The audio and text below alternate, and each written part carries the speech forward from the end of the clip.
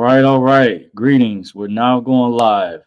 Welcome everyone to Dorsey's Resource. I'm back. I just wanted to give my thoughts, my feedback. First of all, congratulations to the Golden State Warriors, the 2022 Finals NBA champions. Once again, this is their fourth title in 8 years. Congratulations. I wanted to give my thoughts, my feedback, and my weigh in. I'm so proud of these boys. I'm so happy. This is a team that I follow, even though I put on my social media, they have been my number one favorite NBA team consistently since 2015. I'm a fan of the sport, by the way, but I follow this team even going back as far as 2007 when I lived in Orlando. I was part of a rap group at the time, and my roommates at the time, we even discussed way back when we were talking about different NBA teams, like guys do guy talk. We were just kicking it, and I was just impressed that year. I think they had upset Dallas in the first round, and Dallas had a better record that particular year. This was back around 2007. I've always been a fan of more so West Coast teams than the East. Make an exception for Michael Jordan and the Bulls. That's a whole nother story. I may get to that later. But when the Warriors had Baron Davis, Steven Jackson back then, they even had Matt Barnes at one time. But those are few of the players I can think of. But they were a very exciting team to watch. And then I heard stories about before Kerr took over, even under Mark Jackson. They were a phenomenal team. But credit to the owner. Big shout out to the owner, Joey Lacob, for willing to spend the money. Found out there's another owner. I think Joey Lacob is the majority owner. The guy, I don't remember his name, but he spoke at the finals awards presentation. And a big shout out to general manager of the Golden State Warriors, Bob Myers, who I follow. Him and Coach Steve Kerr even made mention during the NBA Finals Awards ceremony that Bob Myers deserves a lot of credit, but I also give credit to Coach Kerr and assistant coach Mike Brown and the coaching staff for making the right adjustments during the season and in the playoffs. I was kind of worried at the time when Kerr decided before the end of the season to shut James Wiseman down. Remember, that was their number two recent draft pick the year before they drafted Kaminga, and he didn't see a lot of playing time because he was rehabbing from a knee injury that he had, but he was in the process of coming back. But I think I heard he complained about swelling in his knee, and he was actually playing some games in the G League, by the way, which I watched some of the highlights from, and I follow, the G League as well. More, I would say, for the first time last year, I got more acclimated with learning about the G League. So I know a lot of people that may not be into sports, but this is something that I'm into on the side to decompress from the other information that I mainly talk about. And this is no clout chasing in any way, but I felt I had to do this video to show support. And I stayed quiet because I felt like I didn't want to jinx my team, by the way. And I was on another call earlier, another StreamYard. Big shout out to Money Boy Films. By the way, I was on his stream, and because he's out in California in that area. He's from the Bay, by the way. And I also follow one of my favorite music artists out there, her Gabby Wilson, by the way. And there's other people like the rapper E40 is out that way. If you guys don't know the music artist formerly known as Prince, he used to attend some of the Warriors games, and there's people like Jay-Z has been at the games before. He's actually sat down with Joey Lacob and his wife, I've noticed in years past, by the way. And at one time, Jay-Z was the minority manager of the Brooklyn Nets. At one time, him and Mikhail Prokhorov. I think as of currently, he's no longer that, but he's still involved with sports and things in the management aspect as well.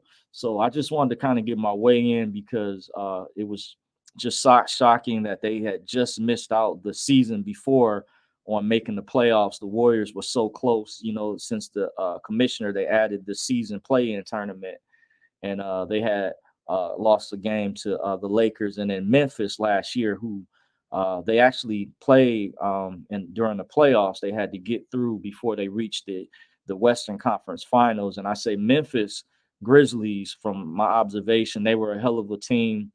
Got to give credit where credit is due to Flowers with Ja Morant, Dylan Brooks, and the many other players that have stepped up on their squad. I can't think of offhand that are absolutely phenomenal. But I'm gonna say I've noticed the Warriors are a historic team, in my opinion. And that's why they were able to get it done. I will admit I did have my doubts at times because Memphis challenged them in my eyes, but Boston definitely gave a tough match with the defense. Boston has historically is one of the type of teams that whenever they've had good teams, they have been very strong defensively. Even I remember the days when LeBron and the Cavs would battle against Boston. Boston was known for having very defensive teams, and I remember when Jason Tatum and Jaylen Brown came into the league, and what they brought to the table, and even Marcus Smart, who is a phenomenal defender. And I relate to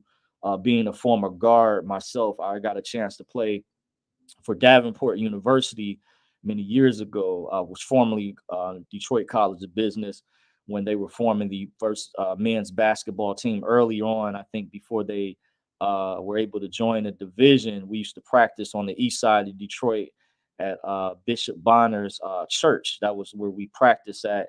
And a big shout out to Oliver. We called at the time, I knew him as Coach Fox.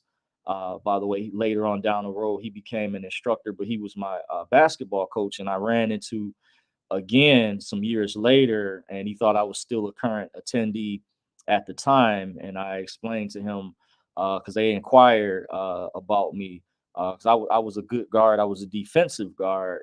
And I never, even though I never got a chance to play in any of the games, they had like a league, and they made it all the way to the championship game. At the time, they told me they were going through Joe Dumars Fieldhouse, who was a former world champion Detroit Piston.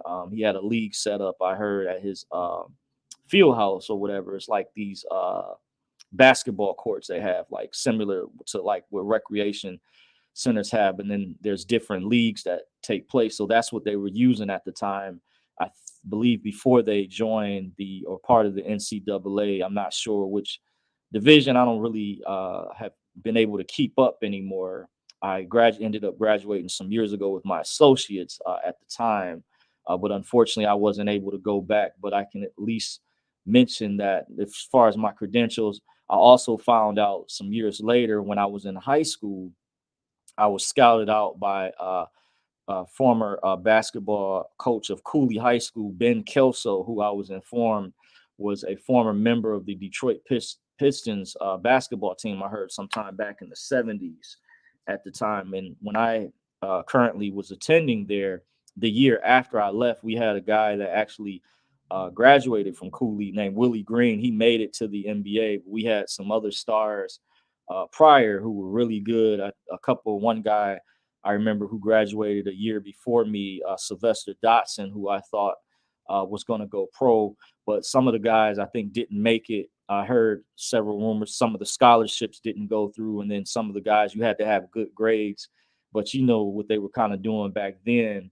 A lot of that stuff has come out.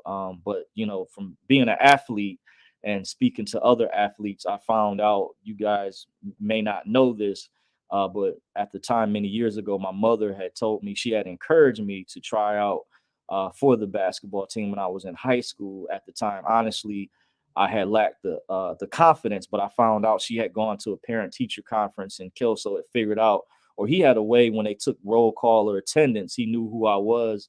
And I remember I played in an actual gym class with the guy who was in my class, and I didn't know he was paying attention and saw my athletic skill sets. And I didn't understand at the time that guards were highly sought after, even though I felt, I was shorter, my confidence wasn't like going through the roof, but he saw the type of game that I had. And that's why I kind of to share that story. So, and basketball is one of my favorite sports next to gymnastics. By the way, I played street ball before in the streets, of course, many years ago, not currently, but out in the playground, stuff like that, when it could be really rough. like real street ball, kind of like Rutgers Park in New York. By the way, I've had that experience before. Detroit is one of the cities where we've had, just like Chicago, New York. We've had athletes here from this area go and make it pro, make it to the NBA. Of course, many of you all are familiar with the Fab Five, Jalen Rose, of course, Chris Webber, Derek Coleman from back in the day. And there are others I can't think of offhand. I think Greg Kelser, who was like an announcer, analyst for the Detroit Pistons, by the way. And there's other people, there's people like before my time, but I've looked up historically. There has been athletes out of the Chicago area, Detroit, New York, and other places that have been able to successfully go pro. That is a major dream, by the way. But yeah, I'm happy. I didn't want to make this about me. I'm happy for the Golden State Warriors for seeing them make it through. I was gonna go over. I really follow this team. I was accused at one time of being a wagon hopper, but I still stayed loyal to this team, even when they lost to Toronto Raptors in 2019. I gave them their props, their flowers. I mean, credit. Toronto had a good team that year. I knew Fred Fleet was a good player even prior to them making it to the finals when they had Kawhi at the time. And that was amazing. And I know people blame stuff on the injuries because Durant went down. Looney was even injured at one time during that series. And of course, later during that series, Clay went down. But guys don't use injuries as an excuse. Like even in this finals, I heard some people try to say, well, Boston was injured.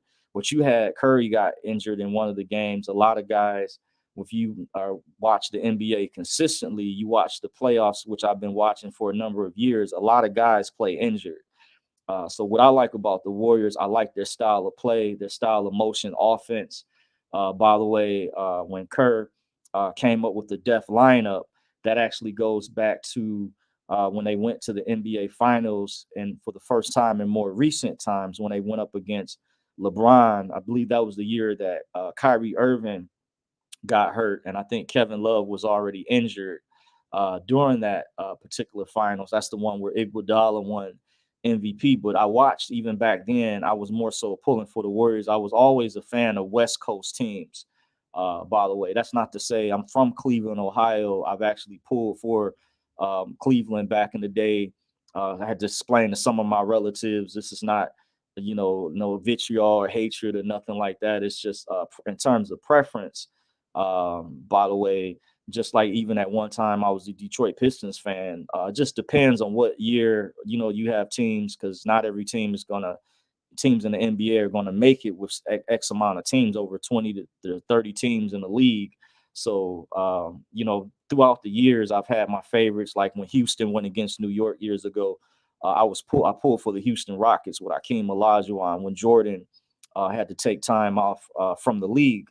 By the way, and then I remember at one time I didn't used to like Jordan. I was more of a Pistons fan, but then they grew on me because of the type of athlete that Jordan was, and from watching the sport, my first favorite team actually was the LA Lakers. By the way, with years ago with Magic, Kareem, James Worthy, Michael Cooper, and the list goes on.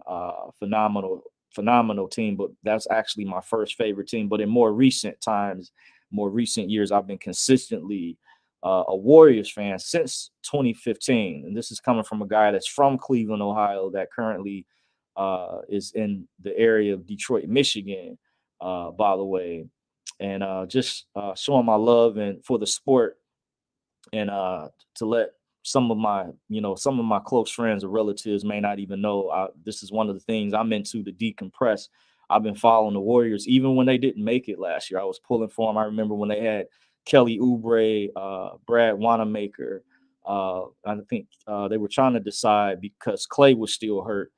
Kelly Oubre, there was some games, some good, really good games he played, and they were trying to work on rebuilding the team. But I knew there were people talking about trading Andrew Wiggins because his contract was so large. And I said, no, I actually remember debating with going on different videos on YouTube that the Warriors, I said, should keep Wiggins because he is a good defender who fits into their system well.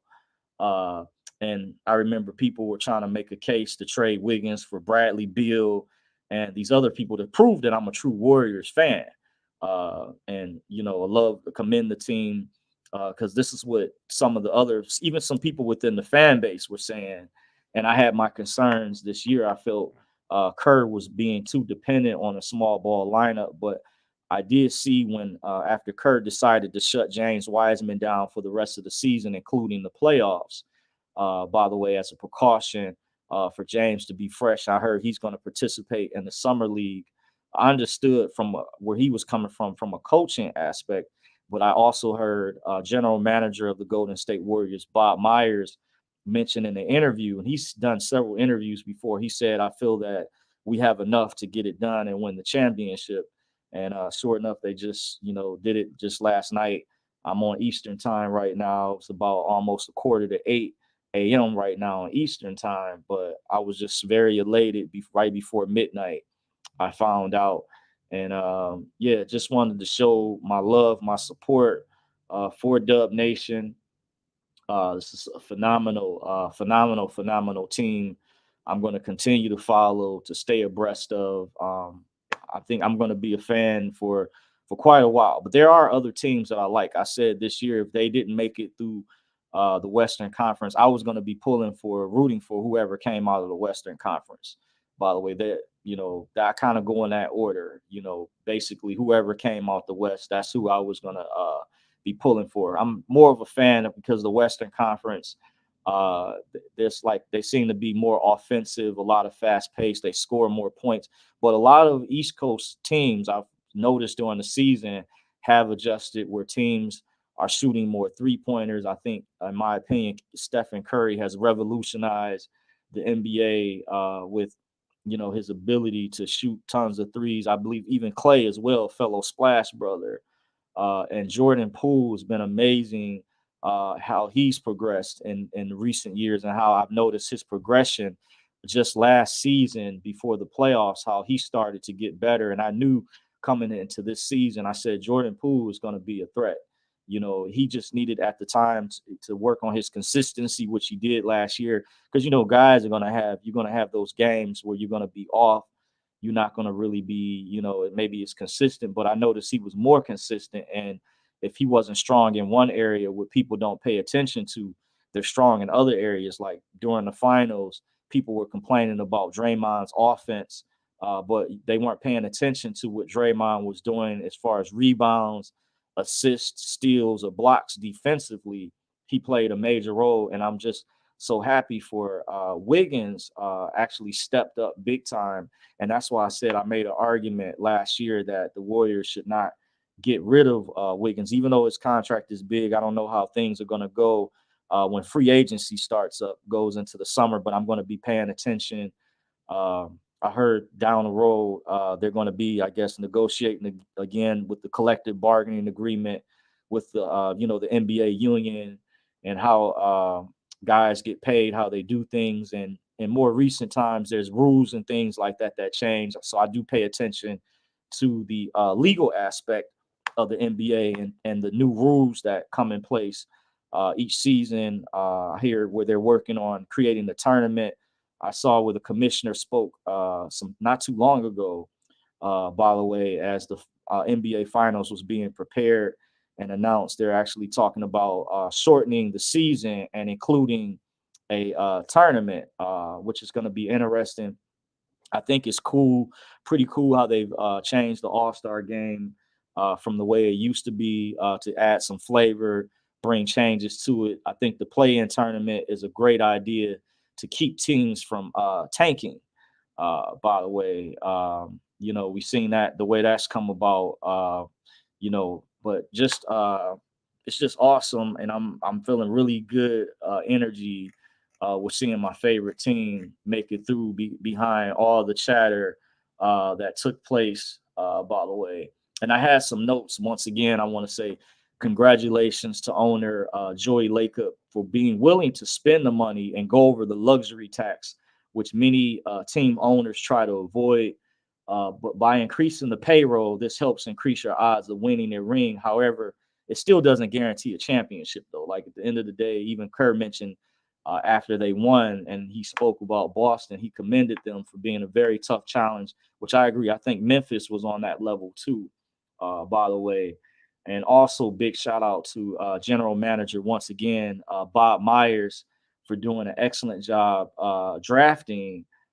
He also mentioned he seeked Draymond's advice when the Golden State Warriors drafted Jonathan Kuminga. By the way, I watched the NBA draft, that particular draft when the Warriors drafted Kuminga and Moses Moody. By the way, their most recent draft picks. And once again, big shout out to Steve Kerr and Mike Brown. I heard he got a coaching job for the Sacramento Kings. If you, some of you all remember Mike Brown, he used to coach the Cleveland Cavaliers, and I just recently heard he's just taking on a job for the Sacramento Kings. So congratulations to Mike Brown and the job he did during the series with was it Memphis, and they had to make major adjustments. I could tell when the Warriors were blown out one of those games. They definitely, I could see where Steve Kerr was missing. They were a little off, and then I heard that Draymond and Curry had went to Mike Brown and told Mike Brown they wanted to start Kevon Looney. So that shows the involvement that the players are able to have. Because what's interesting, I was watching a recent interview not too long ago with former Golden State Warriors center JaVale McGee, and he talked about what it was like being part of the organization. And I was surprised when he compared that it was different in how they gave him the freedom, unlike a lot of other teams in the NBA, other organizations. The Golden State Warriors have a very good system, by the way, and I noticed that. It's one of the reasons I follow them. I like the way that they're ran. I can tell from the outside looking in, being an athlete, being a fan of the sport, once again. But I did have my concerns when Kerr shut down James Wiseman for the rest of the season. This is before the playoffs were started. I was nervous the Golden State Warriors would have to face Phoenix, the Bucks, or Miami, or of course Boston, which they ended up facing in the finals. But during the season, shortly after, I did hear General Manager Bob Myers mention they felt they had enough at the time to still win a ring, and so they proved it. And they were right, and that was while Iguodala and Wiseman were still on the injured reserve list. So I credit the Golden State Warriors coaching staff for figuring out matchups on the fly to make adjustments during the regular season and in the playoffs, by the way. And I also increased General Manager Bob Myers' score during free agency from last summer to an A+. He did an excellent job drafting Moses Moody, Jonathan Kuminga, and also bringing in Bielitsa, Otto Porter Jr., and Gary Payton II, GP2.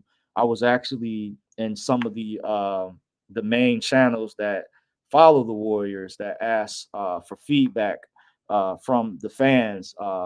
Did we feel GP2, that's Gary Payton II, should make the roster? And I knew it was an easy answer for me. I said, yeah, he needed to be on the team.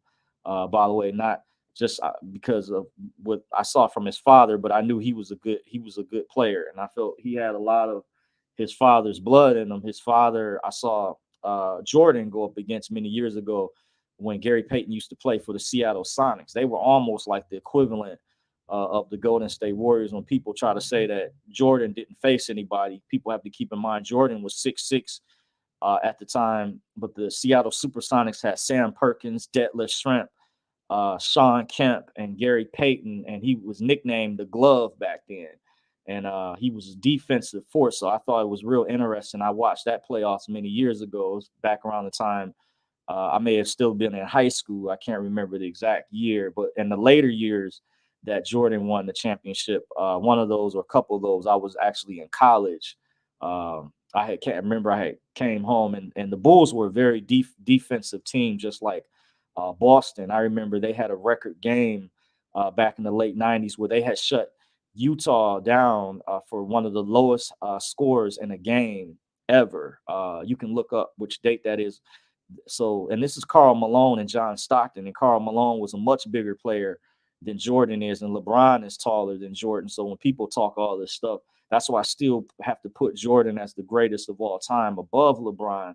And they say the advanced analytics mention that too. By the way, Chris Bouchard, other NBA analysts have confirmed Jordan's still the GOAT, but I think we have to put Steph Curry in the top 10 conversation now for getting the fourth ring and winning his first Finals MVP. Some argue this should have been more, but of course you had Durant probably when Iggy got it or whatever. But Steph does mention it's also a team effort, and it's only bad. The only bad game that Steph actually played was just the previous game in the finals. And I knew after Curry had that 43-point game, I felt Boston was going to target him, and they locked him down. So credit to Andrew Wiggins step up, because I remember Klay Thompson and Draymond and some of the other players said they were going to have to help Curry out because he was going to become a target after they stole that game in Boston and got up when Curry put up 43 points. Just absolutely phenomenal.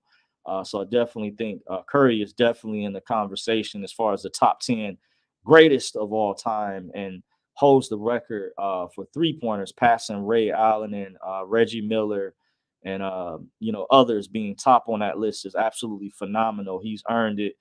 But thus far, he definitely earned Finals MVP overall. In the majority of the games, he did an exceptional job. And being at the age that he's at, his conditioning, that is just absolutely phenomenal. So I just wanted to kind of share my thoughts, my feedback. I didn't want to plan to be before you all that long. If you want to follow me, you can follow me at Dorsey's Resource on Twitter, Facebook, minds.com. I'm also on Parler at Dorsey's Resource, and I'm on Rumble. If you want to support the channel, you can hit the Cash App right there. And without further ado, I'm out. So congratulations once again to the Golden State Warriors, Dub Nation for life. Hashtag I'm out. Deuces.